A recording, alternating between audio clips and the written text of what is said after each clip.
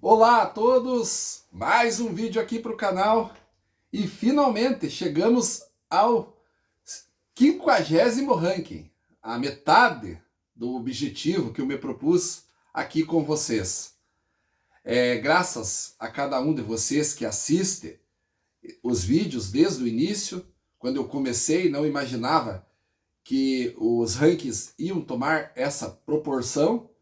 Mas felizmente a receptividade de vocês foi excelente, o número de visualizações, os comentários aqui, o feedback que cada um de vocês dá. Então, só tenho a agradecer. O canal recentemente também conquistou 8.000 inscritos, também uma conquista que eu devo a vocês.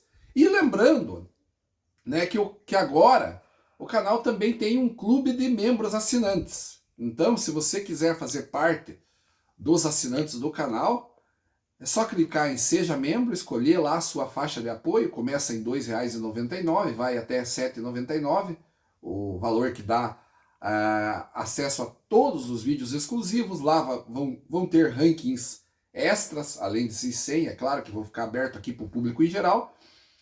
E também vão ter outros vídeos exclusivos. Então, se você quiser, puder e achar que eu mereço, vai lá e clique em Seja Membro. O ranking de hoje é de um artista, eu diria que um artista genial. Sim, são poucos que podem receber essa alcunha, mas esse artista merece, porque já foi feita várias publicações em revistas e sites especializados dizendo que esse artista talvez seja o mais influente da música moderna, mais até que os próprios Beatles. Tamanho é a relevância musical, o legado que ele deixou. Eu estou falando do David Bowie. David Bowie, que é um artista singular, né? E um artista que passeou por todas as tendências musicais, né? Ele, por isso, recebeu o apelido de O Camaleão, né? Porque ele mudava a sua sonoridade de acordo com aquilo que ele tinha vontade, não exatamente porque estava na moda, porque era o som do momento. Simplesmente ele decidia fazer aquele tipo de som e com isso ele mudava, conforme ele achava que era necessário. Então eu vou falar aqui dos álbuns de estúdio, lembrando, né, que são os álbuns de estúdio do David Bowie, e eu deixei de fora alguns que, se vocês olharem em sites especializados também, revistas, muitas publicações colocam esses álbuns que eu deixei de fora na discografia do David Bowie. Eu resolvi deixar de fora. Vou até mostrar aqui alguns deles, né? Por exemplo, o Christiane F., né? Que é a trilha sonora de um filme da década de 70, que o David Bowie participa, né? E fez a trilha sonora. Então esse vai ficar de fora. O The Buddha of Suburbia, também, né? Que é um álbum também que o David Bowie também escreveu a trilha, né? Também deixei de fora aqui o Labyrinth, né? Também que é outra trilha sonora que o David Bowie fez para esse filme. Então todos esses aqui, em algumas publicações, acabam colocando como parte da discografia. Eu não coloquei. Nem mesmo o Time Machine também. Que o Time Machine é um projeto que o David Bowie criou ali no início dos anos 90, que lançou 2 álbuns, que eu também não vou colocar na discografia. Então eu vou falar apenas dos álbuns de estúdio do David Bowie, lançados sem ser para trilha, sem ser projetos, apenas os álbuns principais. E já de antemão vou dizendo, não existe álbum do David Bowie ruim, ponto. Isso para mim é consenso. Existem sim aqueles um pouco inferiores? Sim, existem. Mas fracos, para mim não. Então, outra coisa, lógico que alguém pode dizer assim, eu nunca vi nada nesse David Bowie. Para mim o David Bowie nunca foi tudo isso. Não tem problema, é gosto pessoal. Gosto pessoal, cada um pode ter o direito de gostar ou desgostar de quem quiser. Tem gente que não gosta, por exemplo, de Beatles, de Rolling Stones, de Led Zeppelin. E é normal que isso aconteça, né? É gosto. Agora, o fato de você não gostar de algo não significa, e não pode significar, que você não reconheça a importância do artista para a música. Quem faz isso, aí já é ignorância musical, já é diferente. Então vamos lá. Começando com o Pin-Ups, de 1973. É um álbum de versões que o David Bowie fez, de várias músicas. Aqui tem Shape of Things, do Jeff Beck Group, né? Tem I Can't Explain, do The Who. Então tem várias músicas aqui. Como é um disco de versões, e quase sempre eu coloco discos de versões no final da discografia de alguém, quando existe um disco de versões.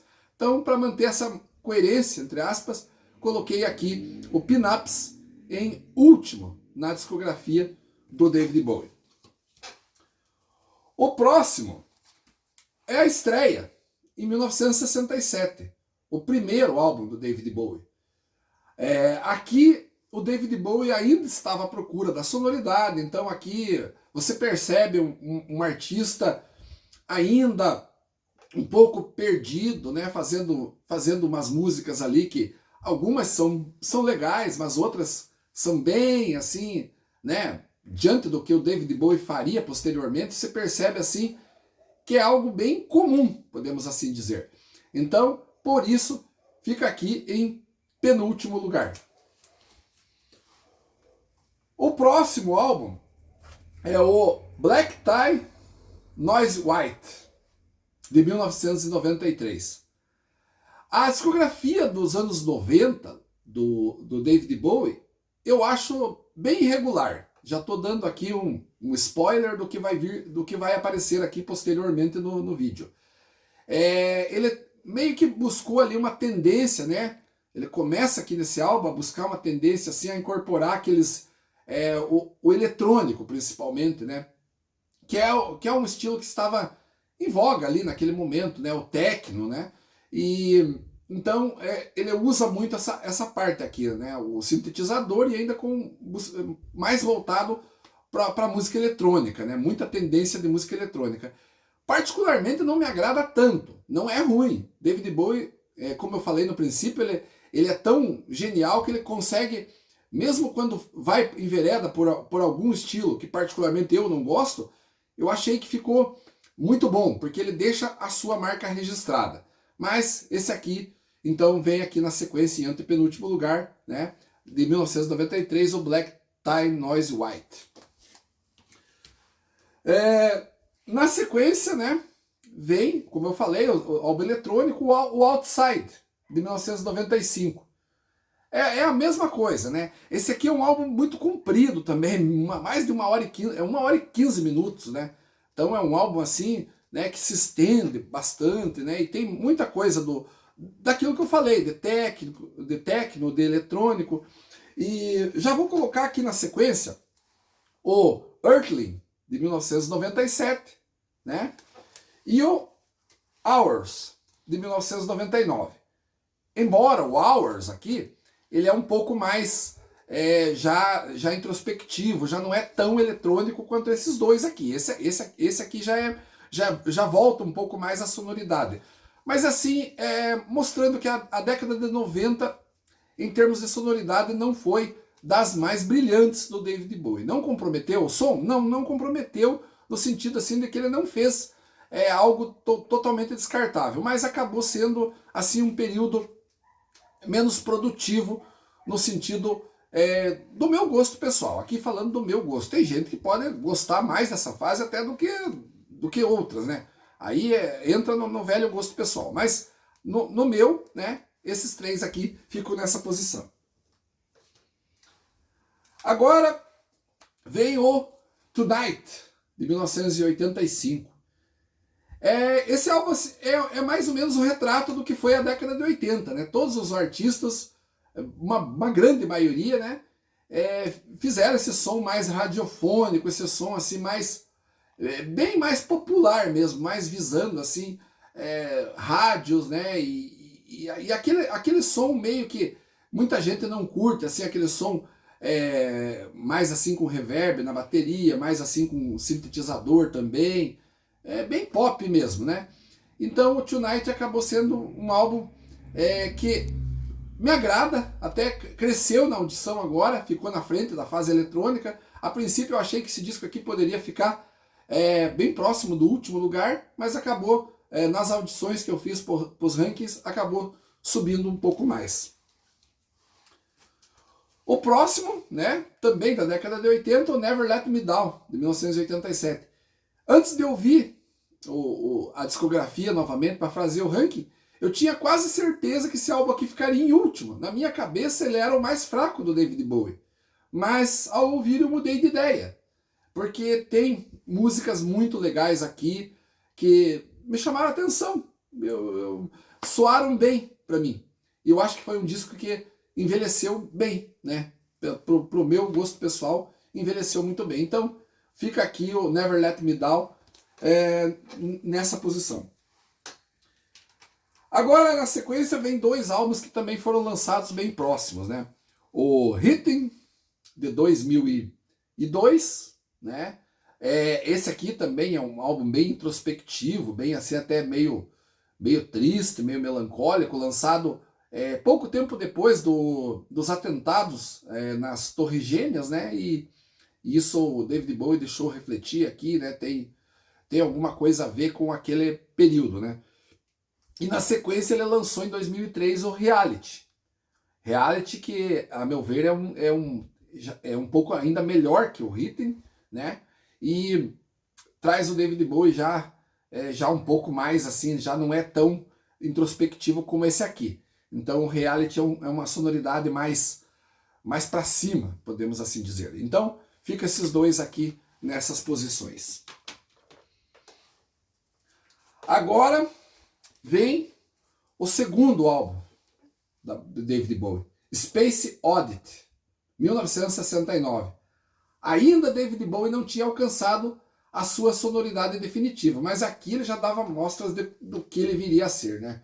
Aqui tem a música, né, Space Oddity, né, que é uma música, a música do Major Tom, né, que é muito triste, né, o que digamos, a tradução dela, mostrando o que aconteceu com o astronauta, tudo. Quem já leu, quem já traduziu essa música sabe do que eu estou falando. E é um álbum aqui que merece ficar nessa posição aqui, intermediária, mas já de destaque. Eu diria que esses álbuns aqui que eu estou mostrando, já de alguns álbuns aqui para frente, e principalmente desse álbum aqui para frente, eu diria que todos são indispensáveis. Aliás, toda a discografia do David Bowie, para mim, é indispensável, na verdade. Na sequência vem o The Next Day, de 2013. Né? Ele copia, né, a capa do Heroes, de 1977, apenas com esse título, The Next Day, sobrepondo. Né? É um álbum, assim, já da fase final da vida do David Bowie, né? E esse álbum aqui traz esse componente, né? Esse componente de tristeza, né? Mas ao mesmo tempo é um álbum assim que aponta um caminho, né? Que o David Bowie seguiria, né? Caso não tivesse morrido, né? Porque em 2016, né? 2 dias, no dia do seu aniversário, dia 8 de janeiro de 2016, ele estava completando 69 anos, ele lançou, né? O Black Star.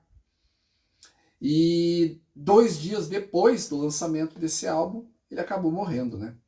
Então esse aqui é um testamento, né, definitivo, né, do David Bowie, e é um álbum que emana tristeza. Eu acho que esse álbum aqui é um dos mais tristes, se não o mais triste que eu já vi, justamente por ter esse componente, né, que o David Bowie colocou. É muito trágico. Você pega músicas como Lazarus, por exemplo, ela é incômoda até de tanto que é triste, né? É praticamente ele se despedindo, falando a todo momento sobre a morte, sobre o fim, é uma reflexão, né?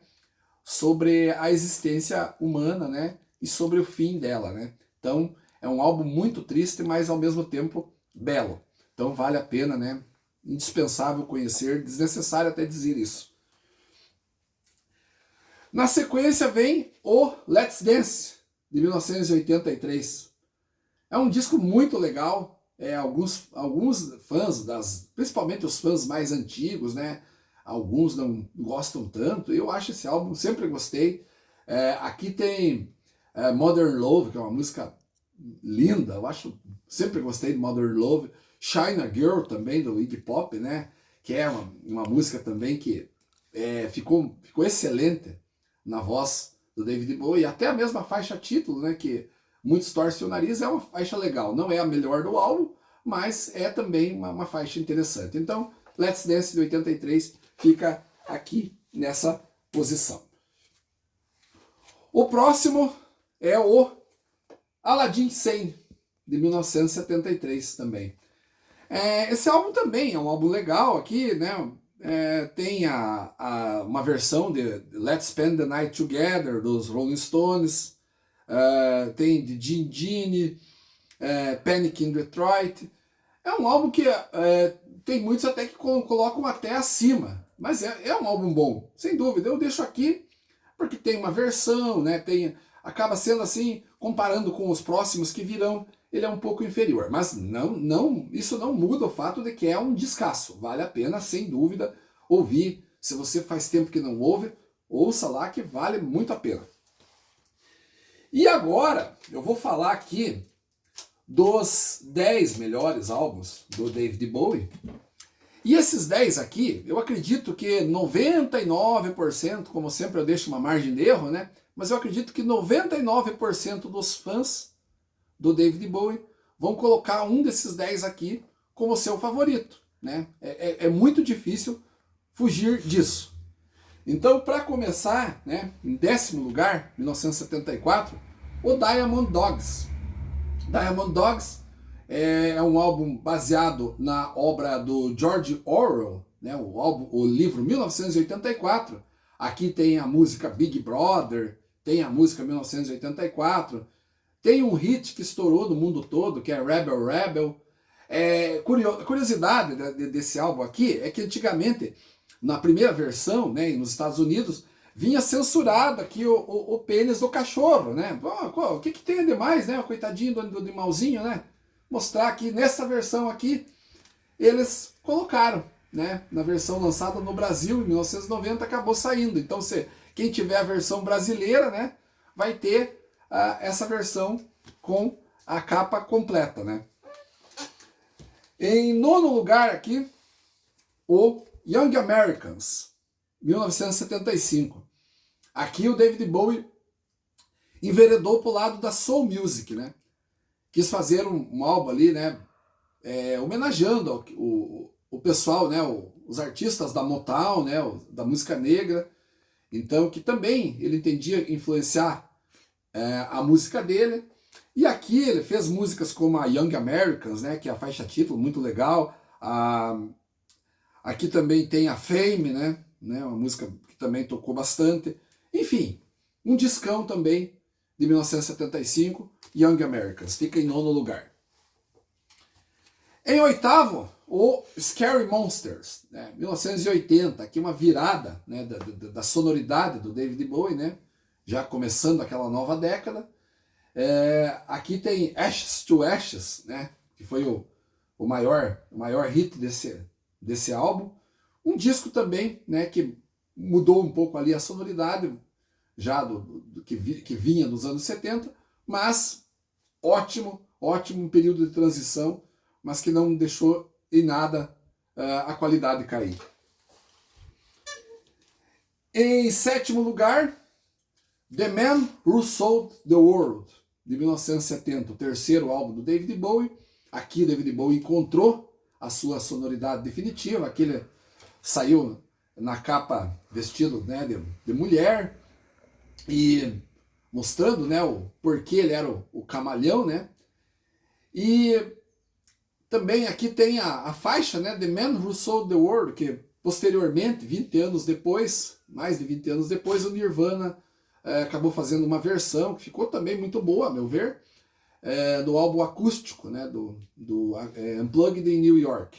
Então, em 7º lugar, o The Man Who Sold the World. Em sexto lugar, Heroes, de 1977. Aqui para mim tem, se não a melhor, ainda tem essa dúvida, né? Mas por muito tempo considerei a melhor música do David Bowie a faixa título Heroes, né? Eu acho emocionante, cativante, uma melodia que chama muita atenção. Então fica aqui em sexto lugar, talvez porque o lado B aqui ele é um pouco, ele é instrumental apenas, e não que isso seja algo negativo, mas o Brian Eno, que estava produzindo com ele, né? Aqui a trilogia alemã, né? Heroes, Lau e Lodger, né? Então essa é a trilogia produzida, né? A trilogia de Berlim, né? Então o lado B é mais o Brian Eno que fez, né? Junto com o David Bowie, e por isso é mais instrumental. Mas isso, de maneira alguma, tira o mérito desse clássico. Agora, em quinto lugar aqui, o Lodger, de 1979. Ele é um disco que, dos 3 álbuns da trilogia, ele é o menos badalado, ele é o menos conhecido. Mas nem por isso menos brilhante. É um ótimo disco. Tem várias músicas aqui, a Fantastic Voyage, que abre o álbum, é ótima. Então, um disco que é um clássico, mas é um clássico engraçado, que é um clássico obscuro, não é um clássico tão assim, né, evidente, né, tão famoso. É um clássico subestimado da discografia do David Bowie. Agora, em quarto lugar, o LOL, 1977, também é o disco gêmeo do Heroes, né? E aqui tem uma Sound and Vision, minha faixa favorita aqui. Eu acho o balanço dela, é impossível quase você colocar Sound and Vision e não sair quase dançando junto com a música. É contagiante, né? Então é um disco bem legal. Quem não conhece tem que conhecer, tá perdendo tempo em não conhecer.